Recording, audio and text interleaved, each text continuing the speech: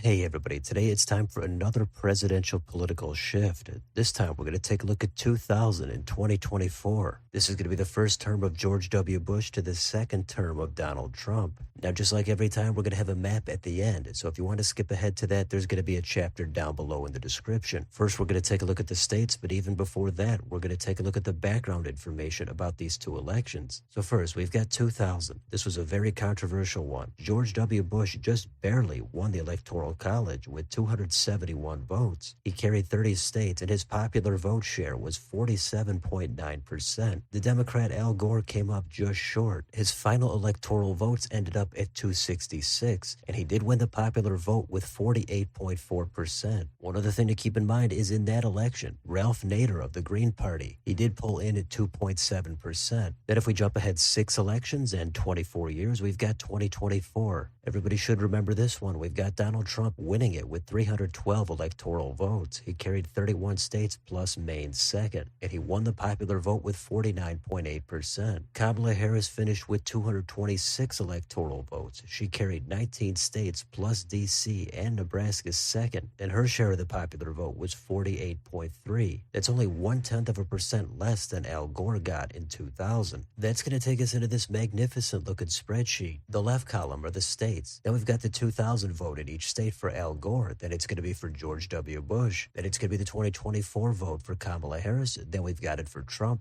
Then it's going to be the Democratic shifts between those two elections. Then it's going to be the same for the Republicans. Finally, it's the net shift between the two parties between the two elections. And this last column has shading. The darkest colors are 10 or more points, and the lightest colors are under 5 points. So once in a while, there's a small discrepancy in some of the data, but it should all be pretty good. I think we're ready to dive into this. Let's start in Alabama. In 2000, Al Gore got 41.6% of the vote. George W. Bush won the state with 56.5%. 24 years later, Kamala Harris sank down to 34.1%, and Donald Trump bumped it up to 64.6%. That's a loss of 7.5% for the Dems and a gain of 8.1% for the Republicans, and a total net shift of 15.6% away from the Democrats and toward the Republicans. So that's how this works. Let's quickly go through the rest of these states, and remember, keep in mind, in some of these, Ralph Nader is going to have a bigger impact than others. In Alaska, that state shifted a significant 17.8% toward the Dems. Arizona had almost no movement. It got bluer by just 0.7%. Arkansas went red off a cliff by 25.2%. California got moderately bluer by 8.4%. Colorado got much more significantly bluer at 19.4%. Connecticut just a little bit redder at 3%. Delaware even a little less this time in the other direction by 1.6%. Florida had double-digit movement, 13.1% toward the GOP. Georgia almost had double-digit movement toward the Dems at 9.5%. Hawaii a little bit bluer at 4.8%, and the same in Idaho at 3.1%. Illinois is a blue state, but it got redder by 1.1%. Indiana just a little redder than that at 3.2%, but more than 10 points redder than that in Iowa at 13.5%. Kansas went toward the left by 4.6%. Kentucky a significant rightward lurch by 15.5%, almost the same in Louisiana at 14.3%. Maine went the other way by a tepid 1.8%, but it got a lot bluer in Maryland at 12.1%.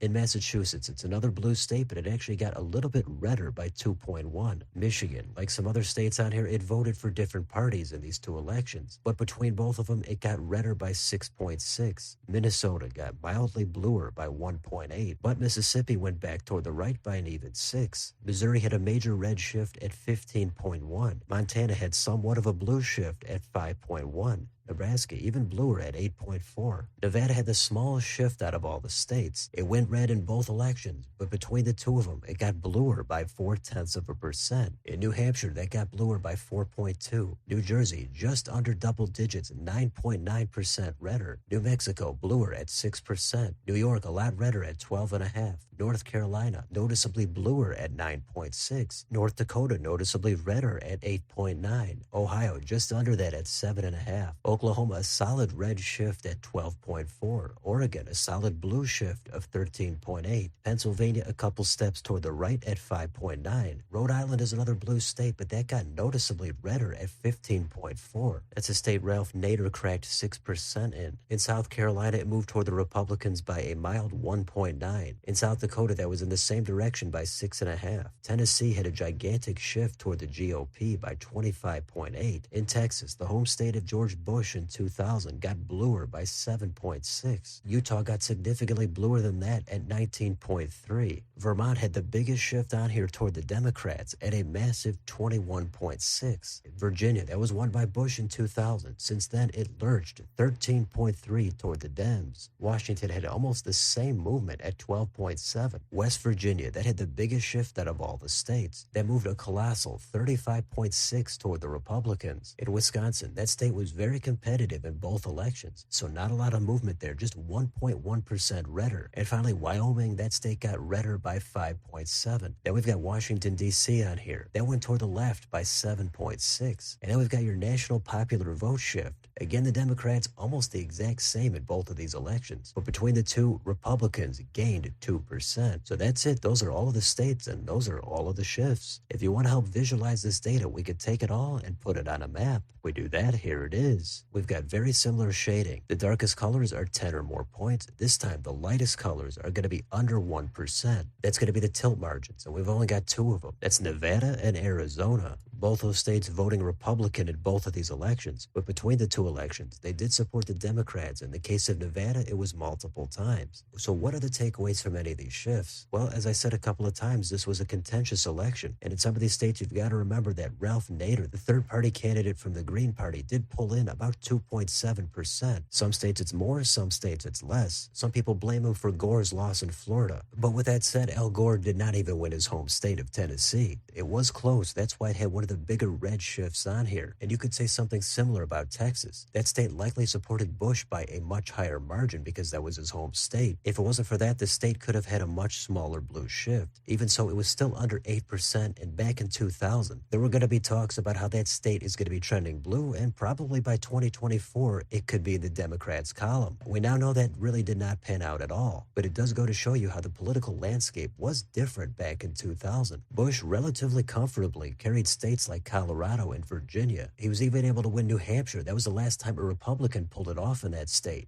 But Gore swept every state in the Rust Belt, so there were different political coalitions then in different battleground states. But given 2000 was after the Bill Clinton years, and Al Gore was from Tennessee, a state in the South. That was when that part of the country started to get even redder. It accelerated later on, but Gore's Southern appeal was limited because he didn't really get any states there. You could also factor in the running mates. You've got Dick Cheney, you've got Joe Lieberman. I'm not sure they had too much of an impact, but overall at the top, you could see with the current electoral votes, Democrats gained in 260 of them, Republicans 278. So it's close. There are red states that got bluer. There are blue states that got redder, and there's a healthy mix in between. The most notable states are going to be the ones that have voted for different parties between these two elections. It's mostly going to be all the swing states we know today, but you might also want to throw in states like New Mexico, New Hampshire, Florida, Iowa, or even Indiana. Those states are either red or blue today, but they haven't been that way the entire time all the way back to 2000. So it's always fun to see where the movement is and by how much. And this takes us all the way back to the beginning of the new millennium. It feels like it's a couple of political lifetimes ago. Some states have moved a ton, some states have moved very little. Who knows what's going to happen next, but these are the shifts between 2000 and 2024. So let me know in the comments, what do you think about any of the shifts in any of these states?